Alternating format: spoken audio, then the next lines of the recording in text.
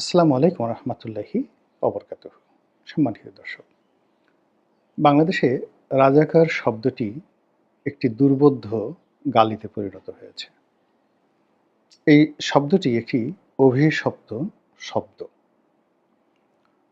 অভিশপ্ত শব্দের ব্যবহার বা অভিশপ্ত যে বিষয় বা বস্তু, সেগুলো নিয়ে কথা বলা, কাজকর্ম করা খুব সতর্ক না হলে বা ওই ব্যাপারে যদি আপনার যাকে বলা হয় পূর্ব প্রস্তুতি না থাকে, জ্ঞান গরিমা না থাকে, তাহলে কখনো কখনো অভিশাপের যে বিষয়বস্তু, সেগুলো উল্টো অভিশাপ হয়ে আপনার জীবনকে তছনছ করে দেয়।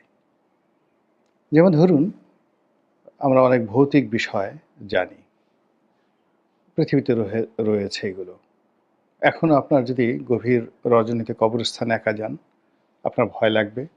শ্মশান ঘাটে আপনি যত শক্তিশালী হন না কেন, অমাবস্যার রাতে একা যদি যেতে বলা হয়, আপনি সাহস পাবেন না। এরকম অতি অলৌকিক কিছু বিষয় রয়েছে। এখনও সেই মিশরের যে পিরামিডের অনেকগুলো চেম্বার রয়েছে, কিংবা মিশরের যেটা কিংস ভ্যালি রয়েছে লুকজরে। একটা হলো কায়রোতে ৩টি পিরামিড রয়েছে, আরেকটি হলো তাদের যে আদি রাজধানী ফেরাউনদের, সেটা হলো লুকজর। তো সেখানে অনেকগুলো চেম্বার রয়েছে। সেই চেম্বারে মানুষ এখনও ভয়ে ঢোকে না। এর কারণ হলো অতীতে যারাই এই চেষ্টা করেছেন, কেউ গবেষক, কেউ ডাক্তার, কেউ বীর, তারা সবাই অপঘাতে মৃত্যুর মুখোমুখি হয়েছেন, অভিশপ্ত হয়েছেন, এবং এজন্য কিছু কিছু জায়গা এই পৃথিবীতে এখনও রহস্যের সৃষ্টি করে চলেছে। আপনি যদি বারমুদা ট্রায়াঙ্গল, এটির নাম অবশ্যই শুনেছেন। সেই জায়গা এই বিজ্ঞানের যুগেও কোনো জাহাজ সেই জায়গা দিয়ে অতিক্রম করতে পারে না, অমনি পিছনে টেনে নিয়ে যায়। তারপর আপনি যদি সৌদি আরবের ওয়াদিয়া জিন একটি এলাকা রয়েছে মদিনার কাছাকাছি, তো সেখানে আপনি যদি যান, জিনের পাহাড়, গাড়ির স্টার্ট বন্ধ করে দিবেন এবং সেই গাড়ি স্টার্ট বন্ধ করার পরও ১০০ কিলোমিটার বেগে গাড়ি চলতে থাকে। আমি নিজে সেটা দেখে আসছি। It's a miracle of creature, creation and creator. অর্থাৎ আল্লাহ রবুল আলমিন তার এবং তার সৃষ্টি জগতের এবং তার সৃষ্টির একটা অলৌকিক ঘটনা। তো এরকম আমাদের দেশের যে রাজাকার শব্দটি, এই শব্দটি অভিশপ্ত। এটি যাদের ক্ষেত্রে প্রযোজ্য, অর্থাৎ যারা এই রাজাকার ছিলেন, আখেরাতে তাদের কি হবে জানি না, কিন্তু এই দুনিয়াতে তারা ভীষণ রকম অভিশপ্ত হয়েছেন।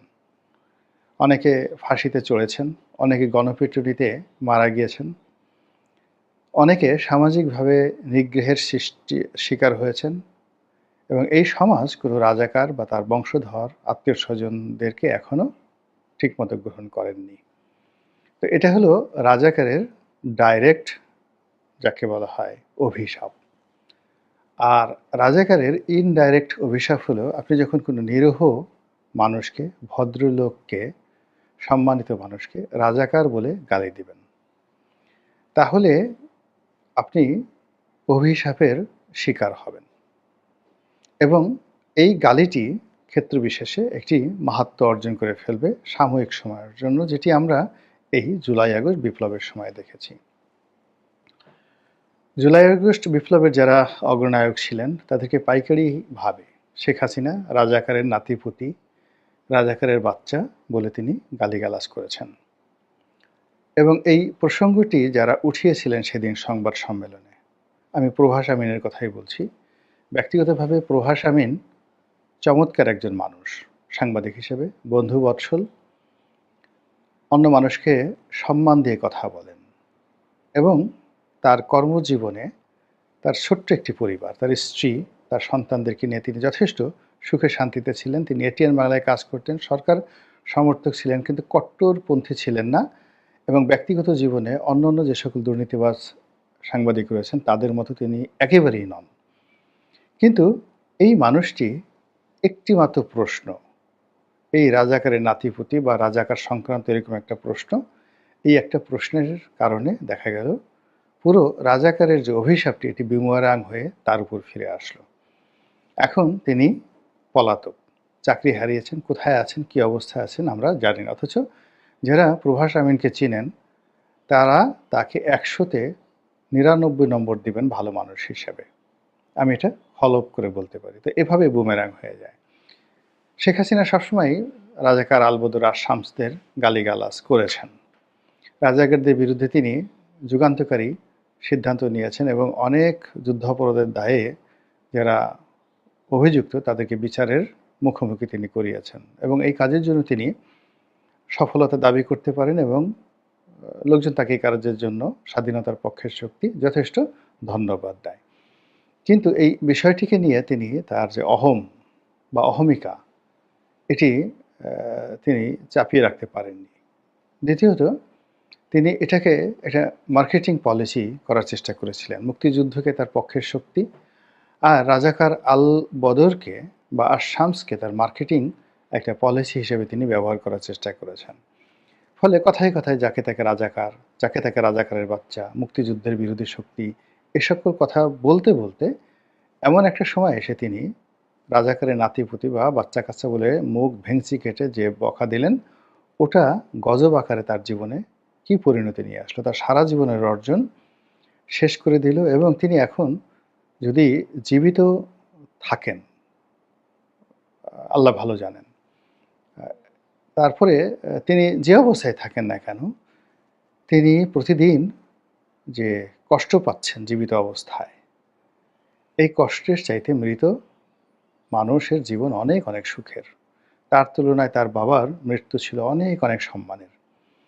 তিনি দেখছেন যে তার সারা জীবনের সঙ্গী, তার ছায়াশক্তি, তার রাজনৈতিক সহকর্মী আমির হোসেন আমু, বয়োবৃদ্ধ মানুষ, বয়স্ক মানুষ, প্রায় ৮৫-৮৬ বছর তার বয়স, আরও বেশি ৯০ বছর হতে পারেন। তোফায়েল সাহেবদের চেয়েও সিনিয়র। তো সেই মানুষটি হাঁটতে পারেন না, তাকে পিঠমুড়া করে বেঁধে পিছনে হ্যান্ডকাপ পরিয়ে তাকে জেলের থেকে আনা হচ্ছে, আদালতের কাঠগড়ায় দাঁড়ানো হচ্ছে। এই দৃশ্য শেখ হাসিনাকে দেখতে হচ্ছে এবং এই যে আমির হোসেন আমুদের মতো রাজনীতির কিংবদন্তির মানুষ, তাদের যে এই দুরবস্থা, এটি কিভাবে তিনি মূল্যায়ন করবেন? আজ যদি মতিয়া চৌধুরী জীবিত থাকতেন তার অবস্থাও একই অবস্থা হতো। তার অত্যন্ত প্রিয়জন যাদেরকে তিনি ভালোবাসতেন, যদিও এই মানুষদের সম্পর্কে রেকর্ড ভালো না।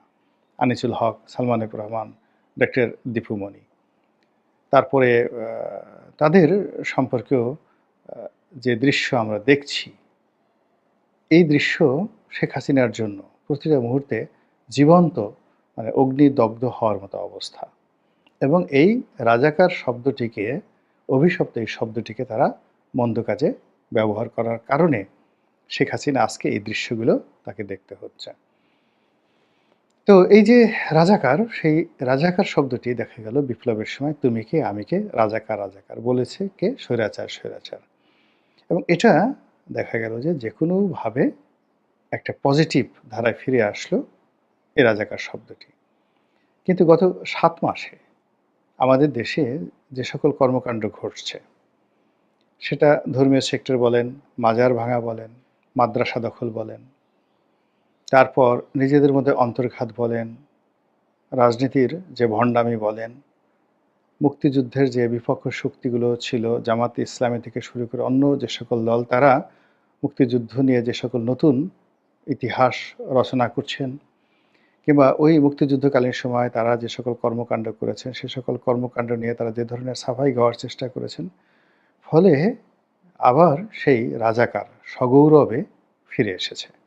সগৌরবে ফিরে এসেছে মানে আগের তাদের যে কুকর্মের গৌরবময় ঐতিহ্য ছিল, সেটি এখন আবার সেই গালি হয়ে ফিরে এসেছে। ফলে শেখ হাসিনা যে সময় গালি দিয়ে বিপদে পড়েছিলেন, এখন বাংলার আনাচে কানাচে তারা সবাই বলাবলি করছে যে যদি ২০২৫ সন না আসতো, ২০২৪ সন না আসতো, তাহলে ১৯৭১ সনের সেই ২৬শে মার্চ থেকে শুরু করে ১৬ই ডিসেম্বর পর্যন্ত রাজাকার আলবদর আর শামস আমাদের এই বাংলায় কি করেছে, সেই জিনিসগুলো আমরা কোনো অবস্থাতেই টের পেতাম না, দেখতে পেতাম না। এখন আমরা জীবন্ত রাজাকারকে দেখতে পাচ্ছি, আলবদরকে দেখতে পাচ্ছি, আর শামসকে দেখতে পাচ্ছি। এবং এটা রূপক অর্থে, এবং এটা যেহেতু আগেকার যে রাজাকার, আলবদর, আশরাম তারা তো জীবিত নাই কেউ, মারা গিয়েছেন। ২-১ জন যদি বেঁচে থাকেন একেবারে যাকে বলা হয় বয়োবৃদ্ধ, অনুল্লেখ্য ওইরকম কেউ নেই। কারা আছেন? তাদের সন্তান, সন্ততি, নাতি, পুতি অথবা তাদের যে আদর্শ, সেই রাজাকারদের যে আদর্শ, সেই আদর্শ যারা ধারণ করেন সে সকল ব্রেন চাইল্ড বলা হয় এদেরকে, তারা এই সমাজে এখন দাপিয়ে বেড়াচ্ছেন। তো এদেরকে দেখার ফলে এবং এদের কর্মকাণ্ডের ফলে কি হচ্ছে, রাজাকারের সেই যে প্রাচীন যে দুর্নাম এবং বদনাম এটা আরও বড় আকার ধারণ করেছে। ঠিক এই সময়টিতেই দেখা গেল রাজাকারের বাচ্চা বলে আরও একজন ব্যক্তি একটা গালি দিয়েছেন এবং অহরহ তিনি এই গালিগুলো দিচ্ছেন, এবং তিনি ধরে নিয়েছেন যে তিনি মরে যাবেন, তাকে মেরে ফেলা হবে, কিন্তু তিনি কোনো অবস্থাতেই এই গালিগালাজ বন্ধ করবেন না। তিনি হলেন বাংলাদেশের মুক্তিযুদ্ধের অন্যতম যুবরত্ন। মুক্তিযুদ্ধকালীন সময় যাদেরকে বলা হতো পঞ্চরত্নের অন্যতম রত্ন, যিনি স্বাধীন বাংলাদেশে ছাত্রলীগের সভাপতি ছিলেন এবং মুক্তিযুদ্ধ করেছেন, জীবনের বহু সুযোগ পেয়েছেন, মন্ত্রী হওয়ার প্রলোভন পেয়েছেন বহুবার, বহুজনের কাছ থেকে পদপদবি পাওয়ার সুযোগ পেয়েছেন, জীবনে অনেক অর্থবিষ্ট আয় রোজগার করার তার সুযোগ ছিল, কিন্তু এই জিনিসগুলো তিনি করেননি। ঘুষ খাননি, দুর্নীতি করেননি, মাথা বিক্রি করেননি, তেলবাজি করেননি, দালালি করেননি।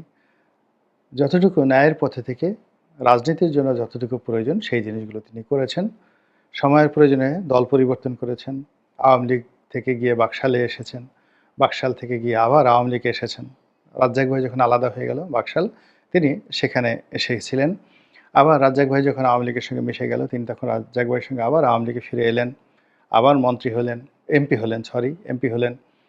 তারপর তিনি এখন বিএনপি রাজনীতি করেন। তো বিএনপি রাজনীতি করলে কতগুলো জিনিস সাধারণত অ্যাভয়েড করতে হয়, যেমন মুক্তিযুদ্ধ নিয়ে আওয়ামী লীগের মতো এরকম বয়ান দেওয়া যাবে না, শেখ মুজিবুর রহমান বলতে হবে, বঙ্গবন্ধু বলা যাবে না, ইতিহাসে আওয়ামী লীগের যে গৌরবময় অধ্যায়গুলো রয়েছে সেই অধ্যায়গুলো নিয়ে খুব হইহুল্লোড় করা যাবে না, আর একসময় আপনি আওয়ামী লীগ ছিলেন এই জিনিসটা ভুলে যেতে হবে। এই বিষয়গুলো জনাব ফজলুর রহমান সাহেব মানতে চান না। তিনি এখন জীবন সায়াহ্নে, তার বয়স প্রায় ৭৮ বছর হয়ে গেছে। ছেলেমেয়েরা সবাই অত্যন্ত মেধাবী, দেশের বাইরে ভালো ভালো পদ পদবিতে চাকরি করেন। তিনি এবং তার স্ত্রী দুজন সারাদিন একত্রে ঘুরে বেড়ান। তার যদি দোষ থাকে এই সমাজে, সেই একজন খুব বড় রাজনীতিবিদ, আমি তার কাছে জিজ্ঞাসা করছিলাম, বলেই ফেলি কাজী ফিরোজ রশিদ সাহেব, জাতীয় পার্টির নেতা, কিন্তু জাতীয় পার্টির নেতা নয়, মহান মুক্তিযোদ্ধা হিসেবে এদেশের কিংবদন্তির রাজনীতির ইতিহাস সৃষ্টিকারী হিসেবে যে কয়জন নেতার নাম এই বাংলায় আছে, তাদের এখন বর্তমান অবস্থা যতই থাকুক না কেন, আপনি শ্রদ্ধা ভরে তাদেরকে স্মরণ করতে হবে। তাদের মধ্যে কাজী ফিরোজ রশিদ, জনাব মোস্তফা মহসিন মন্টু, তারপরে নায়ক সোহেল রানা, ওনাদের অনেক অনেক ভূমিকা আছে স্বাধীনতা পূর্ব বাংলায় এবং স্বাধীনতা পরবর্তী বাংলায়। আজকে আমরা এই নায়ক সোহেল রানাকে শুধুমাত্র সোহেল রানা হিসেবে জানি, কিন্তু তিনি অনেক বড় মাপের একজন রাজনৈতিক নেতা ছিলেন। এবং অবাক করা ব্যাপার হলো, আমরা রাষ্ট্রপতি আব্দুল হামিদ সাহেবকে রাষ্ট্রপতি হিসেবে জানি, সোহেল রানা সাহেব যখন জহুরুল হলের ভিপি অথবা জিএস ছিলেন, তখন সেই আব্দুল হামিদ সাহেব তার একজন সাধারণ কর্মী ছিলেন। তো ঢাকা শহরের একসময় মোস্তফা মহসিন মন্টু, খসরু, সোহেল রানা, মানে তারাই পুরো ঢাকা শহরের নিয়ন্ত্রক ছিলেন। সেই তুলনায় অন্যান্য যে সমস্ত লোকের নাম ধাম শুনেন, মানে এরা grand leader, leader of the leader. এর পরবর্তী প্রজন্মে একজন মানুষ মাত্র এরকম গ্র্যান্ড লিডার হতে পেরেছিলেন, সেটা হলো সেটা রাজনৈতিকভাবে নয়,